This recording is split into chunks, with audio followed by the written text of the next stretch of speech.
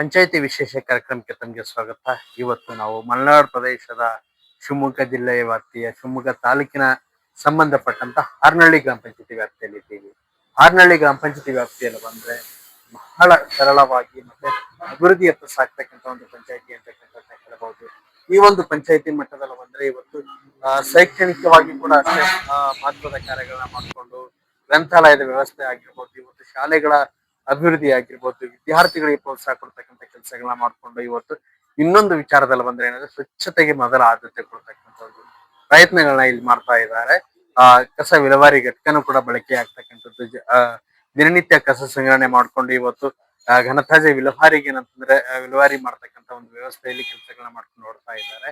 ಜೊತೆಗೆ ಈ ಒಂದು ಹಾರ್ನಹಳ್ಳಿ ಒಂದು ವಿಚಾರದಲ್ಲಿ ಬಂದ್ರೆ ಯಾವ ರೀತಿ ಕರ್ತವ್ಯನ ನಿಭಾಯಿಸ್ಕೊಂಡು ಇವತ್ತು ಕೆಲಸಗಳನ್ನ ಮಾಡ್ಕೊಂಡು ಬಂದ್ರು, ಏನೆಲ್ಲ ಅಭಿವೃದ್ಧಿ ಕಾರ್ಯಗಳಾಗಿದೆ. ಮೇಡಮ್ ಅವರೇ, ತಾವು ತಮ್ಮ ಒಂದು ಅಧ್ಯಕ್ಷತೆ ಅವಧಿಯಲ್ಲಿ ಮಾಡಿರ್ತಕ್ಕಂಥ ಒಂದು ಮಾದರಿ ಕೆಲಸಗಳಾಗಿರ್ಬೋದು, ಸೇವೆಯ ಬಗ್ಗೆ, ಜರ್ನಿ ಬಗ್ಗೆ ತಮ್ಮ ಅನುಭವದ ವಿಚಾರಗಳನ್ನ ಏನು ಹಂಚ್ಕೊಳಕ್ ಇಷ್ಟಪಡ್ತೇವೆ ಜೊತೆಗೆ? ಸರ್, ನನ್ನ ಹೆಸರು ಎಂ ಸುಮಿತ್ರಾ ಅಂತ. ಸುಮಾರು 15 ವರ್ಷ ಆಯ್ತು ಹಾರ್ನಹಳ್ಳಿ ಬಂದು. ಊರು ಹಾರ್ನಹಳ್ಳಿ ಗ್ರಾಮ. ಸುಮಾರು 5 ವರ್ಷದಿಂದ ಅವಧಿಯಲ್ಲಿ ಸ್ಟಾರ್ಟಿಂಗು ನನ್ನ ಜನ ಇಷ್ಟಪಟ್ಟು ಆಯ್ಕೆ ಮಾಡಿದ್ರು.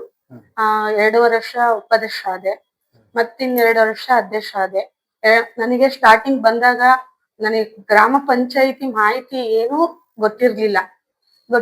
ಇಲ್ಲಿ ಬಂದ ಪಂಚಾಯತಿಯಲ್ಲಿ ಬಂದಾಗನೇ ನನಗೆ ಗೊತ್ತಾಗಿದ್ದು, ಇಲ್ಲಿ ತುಂಬಾ ಅನುದಾನಗಳು ಕಡಿಮೆ.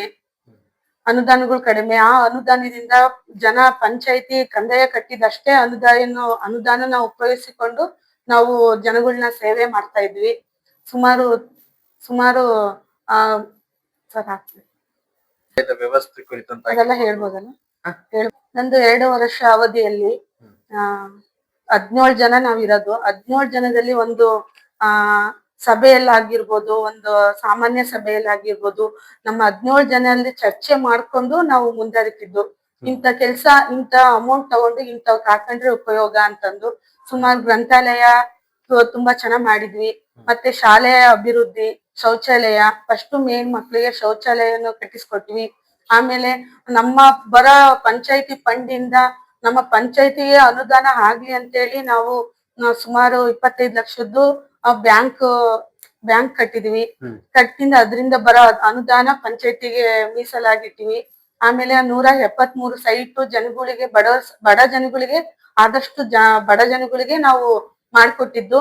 175 ಸೈಟು ಹಂಚಿದೀವಿ. ಅದ್ರಿಂದ ತುಂಬಾ ಜನಗಳಿಗೆ, ಬಡವರಿಗೆ ತುಂಬಾ ಅನುಕೂಲ ಆಯ್ತು. ಮತ್ತೆ ಒಂದು ವರ್ಷಕ್ಕೆ ಒಂದ್ ಸ್ವಲ್ಪ ಎಷ್ಟು ಅಂತೇಳಿ ಚರಂಡಿ ಕ್ಲೀನ್ ಮಾಡಿಸ್ತಾ ಇದ್ವಿ. ಸ್ವಚ್ಛತೆ ಮೇನ್ ಅಲ್ವಾ, ಹಂಗಾಗಿ ಚರಂಡಿಗಳನ್ನ ಕ್ಲೀನ್ ಮಾಡಿಸ್ತಾ ಇದ್ವಿ.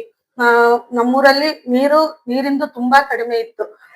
ಬಂದಿರೋ ಅಮೌಂಟ್ ಅಲ್ಲಿ ಸುಮಾರು 3-4 ಬೋರ್ಗಳನ್ನ ಕೊಡ್ಸಿದ್ವಿ. ನೀರು ಬರ್ಲಿಲ್ಲ, ಹಂಗಾದ್ರೂ ನೀರ್ ಬರ್ಲಿಲ್ಲ. ಆಮೇಲೆ MLA MP ಅವ್ರ ಹತ್ರ ಹಾಸ್ಕೊಂಡ್ಬಂದು 1-2 ಬೋರ್ ಹೊಡ್ಸಿದ್ವಿ. ಈಗ ಪರವಾಗಿಲ್ಲ, ಅವಾಗಿನಕ್ಕೂ ಇವಾಗಿಗೂ ನೀರಿನ ಒಂದ್ ಸ್ವಲ್ಪ ಸೋರ್ಸು ಪರವಾಗಿಲ್ಲ ಅಂತ ಹೇಳಕ್ ಇಷ್ಟಪಡ್ತೀನಿ. ಆದಲ್ಲೂ ನಮ್ಮೂರು ಜನಗಳು ನೀರ್ ಪೋಲ್ ಮಾಡ್ತಾರೆ, ಸುಮಾರು ಹೇಳ್ಕಂತಾನೆ ಬಂದಿವಿ. ಸೊ ಇವತ್ತು ನಿಮ್ಮ ಪಂಚಾಯತಿ ವ್ಯಾಪ್ತಿಯ ವಿದ್ಯಾರ್ಥಿಗಳಿಗೆ ಪ್ರೋತ್ಸಾಹ ಅಂದ್ರೆ ಹೇಗಿರುತ್ತೆ? ವಿದ್ಯಾರ್ಥಿಗಳಿಗೆ ನಮ್ಮ ಪಂಚಾಯತಿಯಿಂದ ಫಸ್ಟ್ ರ್ಯಾಂಕ್ ಬಂದವರಿಗೆ ಅವ್ರಿಗೆ ಏನಾರ ಅನುಕೂಲ ಆಗಂಗೆ ನಾವು ಸನ್ಮಾನ ಮಾಡಿ ಅವ್ರಿಗೆ ಒಂದಿಷ್ಟು ಅಂತ ಅಮೌಂಟ್ ಕೊಡ್ತಾ ಇದ್ವಿ. ಫಸ್ಟ್ ರ್ಯಾಂಕ್ ಬಂದವರಿಗೆ, SLC PUC ಅವರಿಗೆ. ಆಮೇಲೆ ಅಂಗವಿಕಲರಿಗೂ ಅಷ್ಟೇ, ಅವ್ರಿಗೆ ಏನು ಬೇಕೋ ಅಷ್ಟು, ಅವಕ್ಕೆ ಏನೇನ್ ಬೇಕೋ ಅವರಿಗೂ ಅನುದಾನದಲ್ಲಿ ಎತ್ತಿ ಅವರಿಗೆ ಕೊಡಿಸ್ತಾ ಇದ್ವಿ. ಮತ್ತೆ ಜನ ಸಹಾಯಕ್ಕೆ ಬಂದವರಿಗೆ ನಾವು ದೇವಸ್ಥಾನಗಳಲ್ಲಿ ಕೊಡ್ತಾ ಇರ್ಲಿಲ್ಲ. ಸ್ಪೋರ್ಟ್ಸ್ ಆ ತರ ಶಾಲೆಯಿಂದ ಕೇಳ್ಕೊಂಡ್ ಬಂದವರಿಗೆ ಅವ್ರಿಗೂ ಸ್ವಲ್ಪ ಅಮೌಂಟ್ ಕೊಡ್ತಾ ಇದ್ವಿ.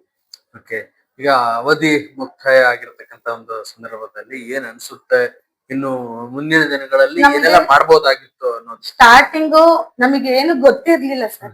ಬಂದಾದ್ಮೇಲೆ ಈ ಜನ ಸೇವೆ ಅನ್ನೋದು ಹೆಂಗ್ ಮಾಡ್ಬೇಕು, ಅಮೌಂಟ್ ಉಳಿಸ್ಕೊಂಡು ಜನಗಳನ್ನ ಹೆಂಗೆ ನಾವ್ ಮಾಡ್ಕೋಬೇಕು ಅನ್ನೋದು ನಾವ್ ಕಲ್ತಾದ್ಮೇಲೆ ನಮಗೆ ಸೈಟ್ ಎಲ್ಲ ಹಂಚಾದ್ಮೇಲೆ ಇನ್ನು ಆ ಸೈಟ್ ಇಂದ ಇಂಪ್ರೂವ್ಮೆಂಟ್ ಆಗ್ಬೇಕಾಗಿತ್ತು, ಇನ್ನು ನಮಗೆ ಅವಕಾಶ ಸಿಗ್ಬೇಕಾಗಿತ್ತು ಅನ್ನೋದು ತುಂಬಾ ಇದೆ ಸರ್. ಈಗ ಪಂಚಾಯತಿ ಮಾದರಿ ಕೆಲಸಗಳಾಗಿದ್ರು ಕೂಡ ಪಂಚಾಯತಿ ಹೊರತುಪಡಿಸಿ ನಾನಾ ರೀತಿ ಕೆಲಸಗಳ ಆಗಿರ್ಬೇಕಾಗಿರ್ತದ. ಆ ರೀತಿ ಸಮಸ್ಯೆಗಳಂತ ಏನಾದ್ರು ಇದೆಯಾ ಹೇಗೆ? ಅದೇ ನಾವು ಕೂಡಿ ಎಷ್ಟು ಕೈಲಾದಷ್ಟು ಎಷ್ಟು ಪಂಚಾಯತಿಂದ ಮಾಡೋ ಸಾಧ್ಯತೆ ಇತ್ತೋ ಅಷ್ಟು ಕೆಲಸ ಮಾಡ್ಕೊಟ್ವಿ. ಜನ ಮಿತಿ ಮೀರಿ ಕೇಳಿದಾಗ ರೋಡ್ ಆಗ್ಲಿ ಚರಂಡಿ ಆಗ್ಲಿ ಆಲ್ಮೋಸ್ಟ್ ಅಲ್ಲಿ ಇಲ್ಲಿ ಹೋಗಿ ಹಾಸ್ಕೊಂಡ್ ಮಾಡಿದ್ವಿ ಸರ್. ಒಂದೊಂದ್ ಕಡೆ ರೋಡ್ ಆಗಿಲ್ಲ ಚರಂಡಿ ಆಗಿಲ್ಲ ಅನ್ನೋದು ಸಂದರ್ಭದಲ್ಲಿ ಜನ ಸ್ವಲ್ಪ ಮಾತಾಡಿದ್ರು. ಹಂಗಾದ್ರೂ ಅದಕ್ಕಿಂತ ಮೀರಿ ನಾವು ಹೋಗಿ ಕೆಲಸ ಆಗಿದೆ. ನಮ್ಮ ಆದಷ್ಟು ರೋಡು ಚರಂಡಿ ಮುಕ್ತ ಆಗಿದೆ. Okay madam, thanks madam.